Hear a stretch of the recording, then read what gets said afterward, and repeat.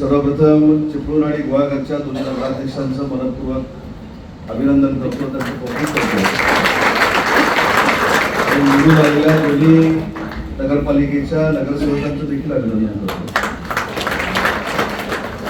शिवसेना आणि भाजपची युती जर एकत्र राहिली तर कशा पद्धतीचा चमत्कार होऊ शकतो हे आपण चिपळूणकरांनी दाखवून दिलेला आहे. आजच्या दिवशी मी नावं घेत नाही, काही मंडळी याच्यामध्ये आहे. मी माझ्या इथल्या काही पत्रकार सहकाऱ्यांना फोन करून विचारलं की बाबा मी उमेशचा आता उमेश सकपाळ साहेब असा उल्लेख केला पाहिजे. त्या रात्री त्यांना विचारलं बाबा काय चाललंय उमेश, आमचं काय होणार आहे? साहेब उभ्या अडचणीत आहे. ठीक आहे. दुसरं एकाला बोला काय काय किती मताधिक्य राहील उमेश सकपाळांचं? उमेश सकपाळांचं 3,500 मताला सीटच गेलेली आहे. मला धक्का बसला.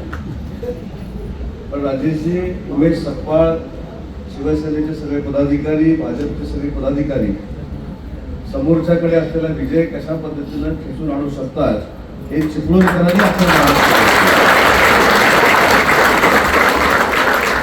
महायुती का झाली नाही, कशा पद्धतीनं झाली नाही याची विस्तृत चर्चा इथं स्वतःच्या भाषणामध्ये आता सदानंद चव्हाण साहेबांनी केली. शेवटच्या क्षणापर्यंत जिल्ह्याचा पालकमंत्री म्हणून आणि आदरणीय एकनाथ शिंदे साहेबांनी जे अधिकार दिले होते त्या अधिकाराचा वापर करून राष्ट्रवादी काँग्रेस पार्टी बरोबर देखील युती व्हावी ही प्रामाणिकपणाची माझी इच्छा होती. आता कुणी कोणावर टीका करायची आणि कुणी कोणाला सल्ले द्यायचे हेच मला कळलं असं झालेलं. आणि म्हणजे मला समजेल असंच झालंय, माझ्या रत्नागिरीच्या नगरपालिकेमध्ये याच राष्ट्रवादी काँग्रेस पार्टीनं नगराध्यक्ष पदाचा उमेदवार आणि 14 नगरसेवक उभे केले होते घड्याळ दिशांनी. राहुलजी बरोबर आहे की नाही? रिझल्ट काय लागला? 14-0. पण ठीक आहे, मी कोणाची चेष्टा करत नाही. पण ज्यांनी रत्नागिरी नगरपालिकेमध्ये नगरसेवक पदासाठी एबी फॉर्म दिले, नगराध्यक्ष पदाचा एबी फॉर्म दिला, त्यांनी चिपळूणमध्ये आम्ही फसवलं म्हणून सांगणं म्हणजे हे किती खोटारडेपणाचं लक्षण आहे हे तुम्ही सगळ्यांनी ओळखलं पाहिजे. आणि कुठेही आपण टीका टिप्पणी केली नाही. ना प्रशांत यादवनी केली, ना सदानंद चव्हाण साहेबांनी केली, ना उमेश सकपाळांनी केली, ना गोवाघाटच्या आपल्या पदाधिकाऱ्यांनी केली. आपण विकास किती केलाय आणि भविष्यातला विकास किती करणार आहोत हे लोकांना सांगून, मतदारांना सांगून त्यांची मनं जिंकली आणि त्यांची मतं घेतली. आणि म्हणून उमेश सकपाळांची जबाबदारी खऱ्या अर्थानं वाढलेली आहे. उमेश सकपाळांनी सांगितलं की सर्वसामान्य कुटुंबातल्या एका कार्यकर्त्याला शिवसेनेनं न्याय दिला, तसाच चिपळूणच्या देखील मतदारांनी न्याय दिलाय. याची नोंद पुढची 5 वर्ष त्यांच्या मनामध्ये राहिली पाहिजे. आणि एवढ्यासाठीच राहिली पाहिजे की ज्यावेळी शिवसेना भाजपचा नगराध्यक्ष म्हणून एखादी व्यक्ती निवडून जाते त्यावेळी तो त्या दोन्ही पक्षाचं देखील नेतृत्व करत असतो याचं भान त्याला असलं पाहिजे.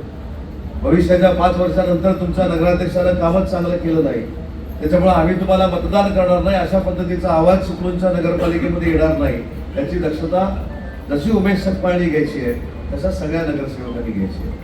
तुम्ही जिल्हा परिषद पंचायत समितीचे चव्हाण साहेब माझ्यावर जबाबदारी सोडून द्या, युती करायची की नाही. तुम्ही असाल, प्रशांतजी असतील, सतीश मोरे असतील, हे बसा, ठरवा. आपण हाच पॅटर्न जिल्हा परिषद पंचायत समितीमध्ये हे आपण कोणी सांगितलं? मला आता येत असताना कोणीतरी सांगितलं, समोरच्यानी सांगितलं की आम्हाला युती द्यायचं नाही. आमचं कुठं निमंत्रण नाही आहे. आम्ही महायुती जपण्याचा प्रयत्न करतो, आम्ही महायुती वाढावा असा प्रयत्न करतो. आम्ही देवेंद्रजींना जेवढा सन्मान देतो तेवढाच आमच्या एकनाथ शिंदे साहेबांना सन्मान देतो, तेवढाच आम्ही अजितदादाला सन्मान देतो. त्याच्यामुळं आमची दारं खुली होती. स्वतःहून जर बंद कोणी केली असती तर आता उघडण्याचा प्रयत्न मात्र कोणी करू नका. की दोन्ही जिल्हा प्रमुखांना देखील त्यांना जर आपल्यासोबत यायचं नाही तर आपण त्यांच्याबरोबर कशाला जायचं? आणि मला चव्हाण साहेबांनी सांगितलेली वस्तुस्थिती खरी वाटते की अशा पद्धतीनं आपल्या कार्यकर्त्यांवर अन्याय होतो.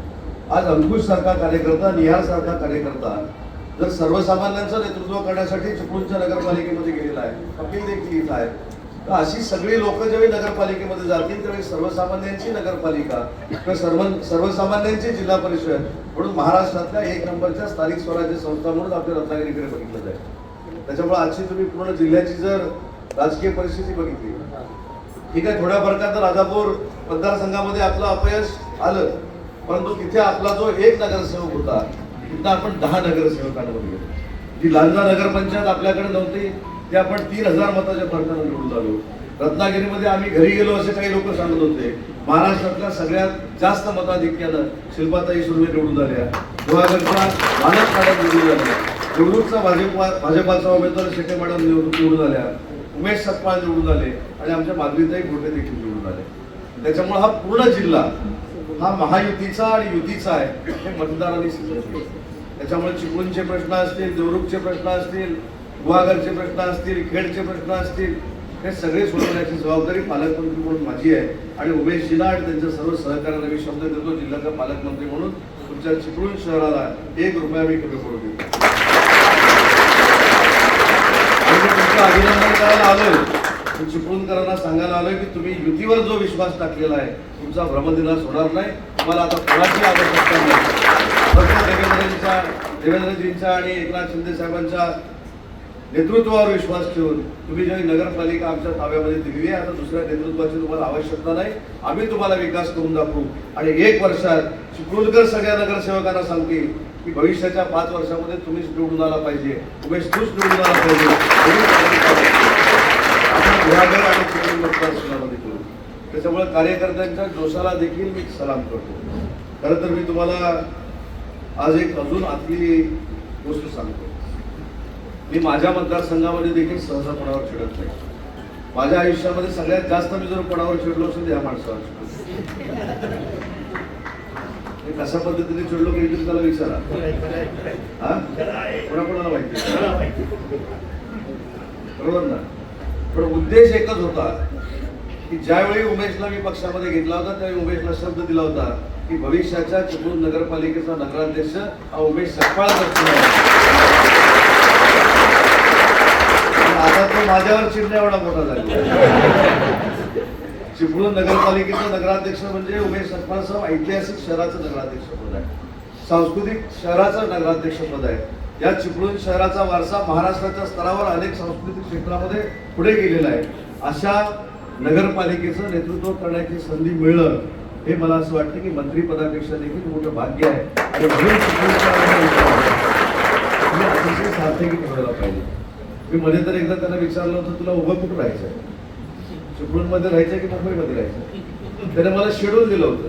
मी 3 दिवस मुंबईमध्ये असतो, 4 दिवस चिपळूणमध्ये असतो.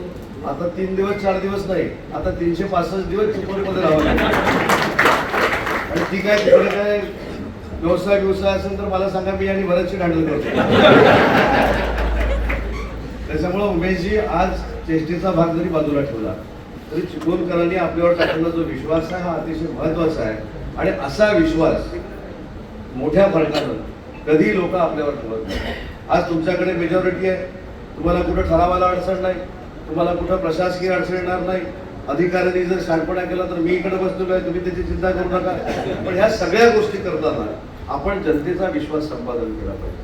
आपण जनतेला दिलेला जो विश्वास आहे हा संपादन करत असताना त्यांना दिलेले जे शब्द आहेत, मग गाळाचा प्रश्न असेल, ब्ल्यू लाईनचा प्रश्न असेल, रेड लाईनचा प्रश्न असेल, इथल्या सगळ्या युवकांची आपल्याला मोड जर बांधायची असेल, त्यांना स्वतःच्या पायावर उभं करायचं असेल, तर माझ्या विभागाचं जे काही सहकार्य लागणार आहे त्याचा प्रश्न असेल, या सगळ्या प्रश्नावर तुम्हाला मार्ग काढावे लागतील. तरच लोक भविष्याच्या 5 वर्षानंतर तुम्हाला स्वीकारणार आहेत. आणि दोन्ही नगराध्यक्षांचं चांगलं झालेलं आहे सगळ्याच.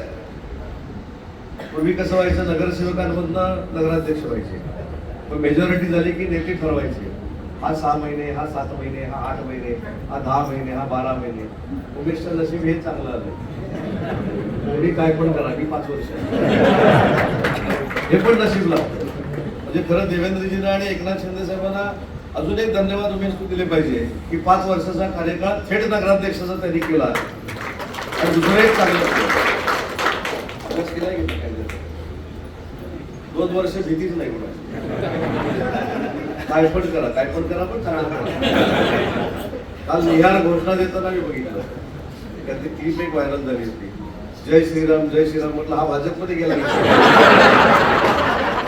त्यांच्या शेवटच्या क्लिपमध्ये हिंदू हृदय सम्राट बाळासाहेब ठाकरेंची घोषणा मी ऐकली. पण भाजप आणि शिवसेना काय वेगळं नाही. आपले ध्येय आणि उद्दिष्ट एकच आहे, आपल्याला विकास करायचा आहे. हे विकास कामं करत असताना आपली जी एकजूट आहे ती टिकवायची आहे. आणि अजून एक भाजपाच्या कार्यकर्त्यांना, पदाधिकाऱ्यांना आणि शिवसेनेच्या पदाधिकाऱ्यांना आपला जो बहुमान आहे तो सांगतो की महाराष्ट्रातला रत्नागिरी जिल्हा एकमेव जिल्हा असा आहे की जो युती म्हणून ताकदीनं लढला आणि त्या जिल्ह्याचा निवडून यायचा स्ट्राईक रेट हा 99% राहिला. त्याच्यामुळं सगळ्या कार्यकर्त्यांनी अतिशय निश्चिंतपणे जिल्हा परिषद पंचायत समितीची चर्चा माझ्यावर सोडली. पण भाजप आणि शिवसेना काही वेगळं नाही. आपलं ध्येय आणि उद्दिष्ट एकच आहे. आपल्याला विकास करायचा आहे आणि विकास कामं करत असताना आपली जी एकजूट आहे ती टिकवायची आहे. आणि अजून एक भाजपाच्या कार्यकर्त्यांना, पदाधिकाऱ्यांना आणि शिवसेनेच्या पदाधिकाऱ्यांना आपला जो बहुमान आहे तो सांगतो की महाराष्ट्रातला रत्नागिरी जिल्हा एकमेव जिल्हा असा आहे की जो युती म्हणून ताकदीनं लढला आणि त्या जिल्ह्याचा निवडून यायचा स्ट्राईक रेट हा 99% राहिला. त्याच्यामुळं सगळ्या कार्यकर्त्यांनी अतिशय निश्चिंतपणे जिल्हा परिषद पंचायत समितीची चर्चा माझ्यावर सोडून द्या. कशी चर्चा करायची माझ्यावर सोडा. आपण एक संघपणाने लढणार आहोत. आपल्याला जिल्ह्याच्या ग्रामीण भागाचा देखील विकास करायचा आहे आणि ग्रामीण भागाचा विकास हा महायुतीच करू शकते. म्हणजे शिवसेना, भाजप आणि रिपाईच करू शकते. हे पुन्हा एकदा आपल्याला रत्नागिरी जिल्ह्याला दाखवून द्यायचं आहे. त्याच्यामुळे त्या निवडणुकीसाठी देखील आपण सज्ज व्हावं ही आपल्याला विनंती करतो. आणि अजून एक महत्वाचा जो विषय घ्यायची आहे त्याचा सगळ्या नगरसेवकांनी घ्यायची आहे. तुम्ही जिल्हा परिषद पंचायत समितीचे समावेश माझ्यावर जबाबदारी सोडून द्या. युती करायची की नाही. तुम्ही असाल, प्रशांगी असतील, सतीश मोरे असतील, हे बसा सर्वात आपण हाच पॅटर्न जिल्हा परिषद पंचायत समितीमध्ये आपण कोणी सांगितलंय. मला आता येत असताना कोणीतरी सांगितलं, समोरच्यानी सांगितलं की आम्हाला युती घ्यायचं नाही. आमचं कुठं निमंत्रण नाही आम्हाला. आम्ही महायुती जपण्याचा प्रयत्न करतो. आम्ही महायुती वाढावाचा प्रयत्न करतो. आम्ही देवेंद्रजींना जेवढा सन्मान देतो तेवढाच आमच्या एकनाथ शिंदे साहेबांना सन्मान देतो, तेवढाच आम्ही अजितदादांना सन्मान देतो. त्याच्यामुळं आमची दारं खुली होती. स्वतःहून जर बंद कोणी केली असती तर आता उघडण्याचा प्रयत्न मात्र कोणी करू नका. की दोन्ही जिल्हा प्रमुखांना देखील मात्र त्याला जर आपल्यासोबत यायचं नाही तर आपण त्यांच्याबरोबर कशाला जायचं. आणि मला चव्हाण साहेबांनी सांगितलेली वस्तुस्थिती खरी वाटते की अशा पद्धतीनं आपल्या कार्यकर्त्यांवर अन्याय होतो. आज अंकुश सारखा कार्यकर्ता, निहाळ सारखा कार्यकर्ता जर सर्वसामान्यांचं नेतृत्व करण्यासाठी चिपळूणच्या नगरपालिकेमध्ये गेलेला आहे, अपील देखील इथं आहे, तर अशी सगळी लोक जेव्हा नगरपालिकेमध्ये जातील त्यावेळी सर्वसामान्यांची नगरपालिका किंवा सर्वसामान्यांची जिल्हा परिषद म्हणून महाराष्ट्रातल्या एक नंबरच्या स्थानिक स्वराज्य संस्था म्हणून आपल्या रत्नागिरीकडे बघितलं जाईल. त्याच्यामुळे आजची तुम्ही पूर्ण जिल्ह्याची जर राजकीय परिस्थिती बघितली, ठीक आहे, थोड्या फरकाचं राजापूर मतदारसंघामध्ये आपलं अपयश आलं, परंतु तिथे आपला जो एक नगरसेवक होता तिथं आपण 10 नगरसेवकांवर गेलो. जी लांजा नगरपंचायत आपल्याकडे नव्हती ते आपण 3000 मताच्या फरकानं निवडून आलो. रत्नागिरीमध्ये आम्ही घरी गेलो असे काही लोक सांगत होते. महाराष्ट्रातल्या सगळ्यात जास्त मताधिक्यानं शिल्पाताई सुर्वे निवडून आल्या. गुहागरचा मालक मॅडम निवडून आल्या.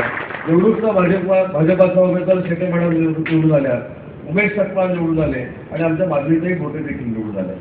त्याच्यामुळे हा पूर्ण जिल्हा हा महायुतीचा आणि युतीचा आहे हे मतदारांनी सिद्ध केलं. त्याच्यामुळे चिपळूणचे प्रश्न असतील, देवरुखचे प्रश्न असतील, गुहागरचे प्रश्न असतील, खेडचे प्रश्न असतील, हे सगळे सोडवण्याची जबाबदारी पालकमंत्री म्हणून माझी आहे. आणि उमेशजीला आणि त्यांच्या सर्व सहकार्यांना मी शब्द देतो, जिल्ह्याचा पालकमंत्री म्हणून तुमच्या चिपळूण शहराला 1 रुपया मी कमी करून देतो. आणि मी तुमचं अभिनंदन करायला आलोय, पण चिपळूणकरांना सांगायला आलोय की तुम्ही युतीवर जो विश्वास टाकलेला आहे तुमचा भ्रमदिलास होणार नाही. तुम्हाला आता कोणाची आवश्यकता नाही.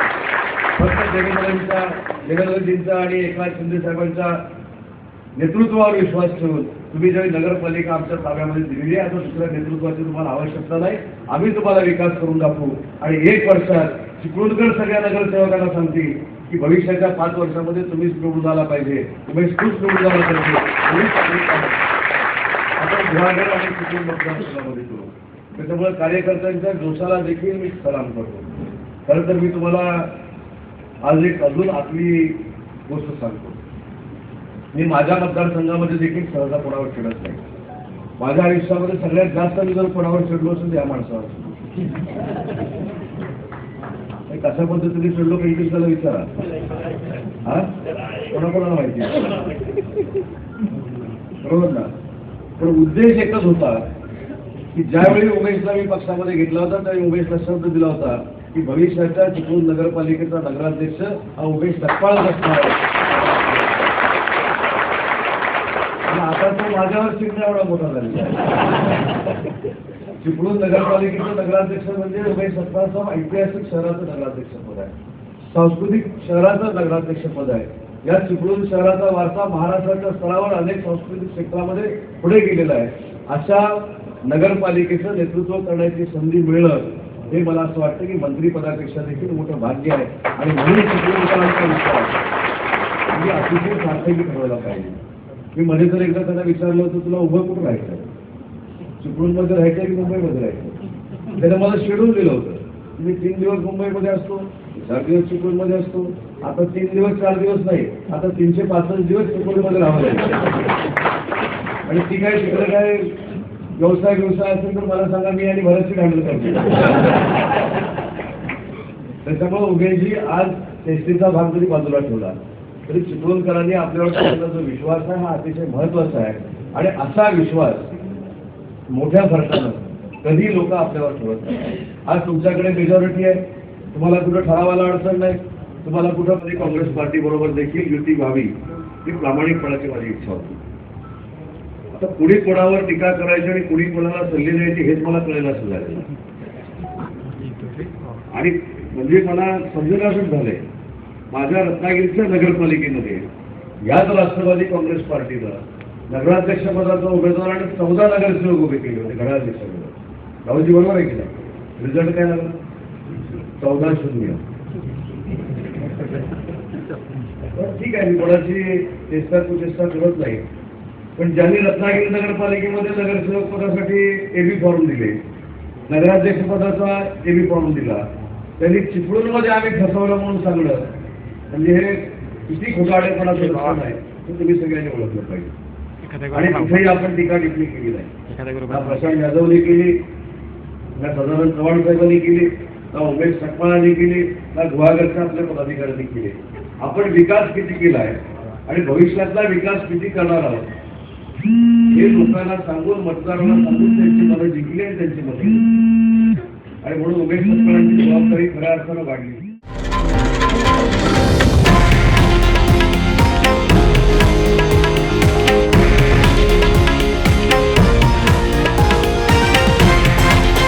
हे आहे देशातील नंबर 1 न्यूज नेटवर्क आणि आपण पाहत आहात TV9 मराठी, एकमेव.